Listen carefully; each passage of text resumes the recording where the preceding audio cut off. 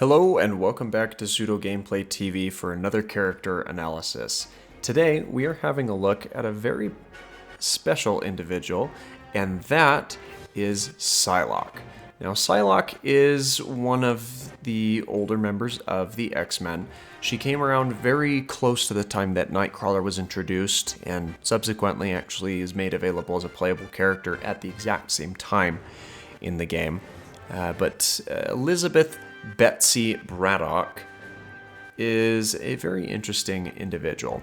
She does possess the power of telekinesis, as well as telepathy, precognition, and being able to construct weapons made of psychic energy, which she typically uses to form a blade, as you'll see demonstrated on the left-hand side of her character or in her right hand. That blade or that beam is made entirely of her psychic energy, whereas the one in her left hand is enhanced by the same type of power. Now, she, of course, in addition to constructing and enhancing those weapons, is also an expert martial artist, and a lot of that plays into her kit and her attacking types that she has. So the couple attacks that we do want to have a look at are, the first one is her Psychic Knife, where she will perform a powerful forward lunging attack, and this is one that you can hold and charge, similar to what we've seen with one of Luke Cage's attacks in a previous segment.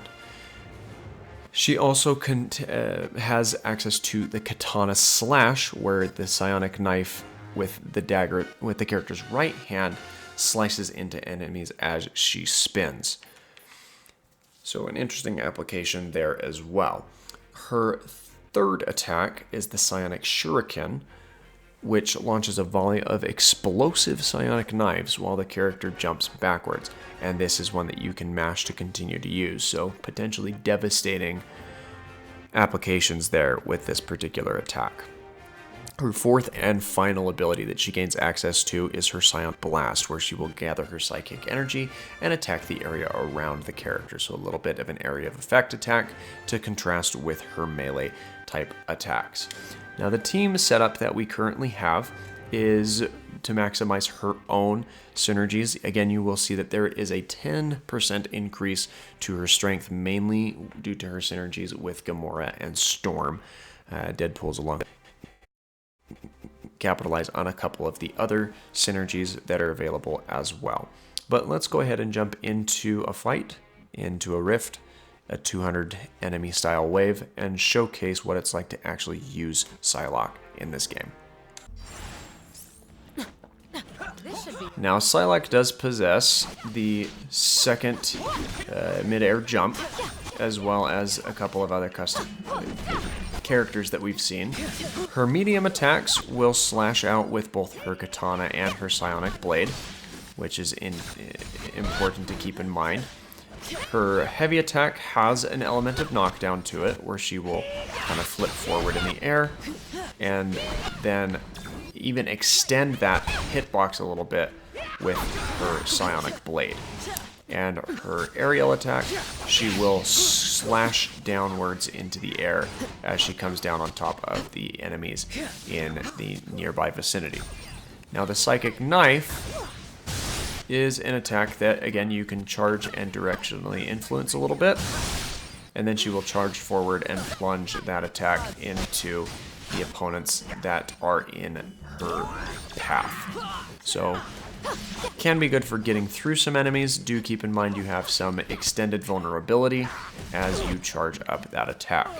Now for her Katana Slash, this is one where she will kind of jump up into the air and then crash back down onto her opponents. So it has some fairly decent use to it.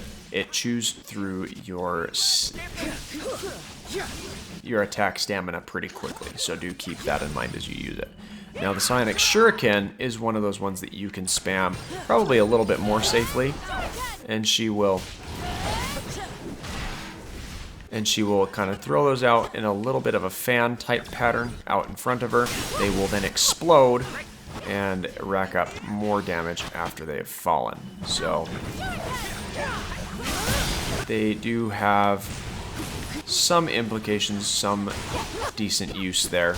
Again, those chew through the stamina decently quick, so make sure that you are taking that into account as you try and use them. Now for Psionic Blast, ideally, if you're kind of surrounded in the midst of some enemies, it will help to clear them out. And deals a decent amount of pressure and damage to the surrounding characters as well. Now in terms of her ultimate attack, Your mind is mine. you will notice that she will extend that Psionic Blade out and spin around in a circle a few times to kind of extend the area of effect and opponents that can be affected by it. And that Katana Slash is similar to the Adamantium Assault attack that we have from Wolverine, who will be a character that we showcase further on down the road as he comes later on in the alphabet, so he's just a little bit harder to showcase if you go about it the alphabetical way. He does get a fair amount of showtime in the Let's Play series, so if you want to see Wolverine, be sure to check that out. And those shurikens, they do lay down a decent amount of covering fire or covering area of effect. Maybe not the best for zoning, but they can be thrown out every now and again to keep things interesting. They do help to thin out some of the smaller opponents that you might come across as well.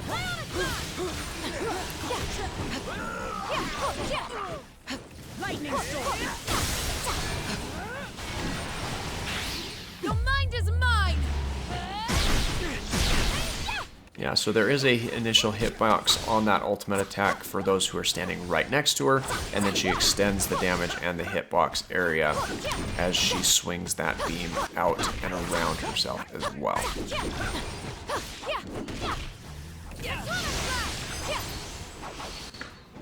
But Psylocke is an interesting enough character. I don't enjoy her as much as I do other characters, but she certainly has her uses with some extended melee capability. So do keep that in mind as you're looking to build your team and decide who you want to use on your own team. So that's going to do it for today's character analysis. I hope you enjoyed. Do check back in a couple of days as we will be back for the character analysis of Scarlet Witch. And in the meanwhile, I do have videos going up every day, so make sure you're subscribed to never miss a video in between. Until then, thanks again for watching, and you have yourself a great rest of your day.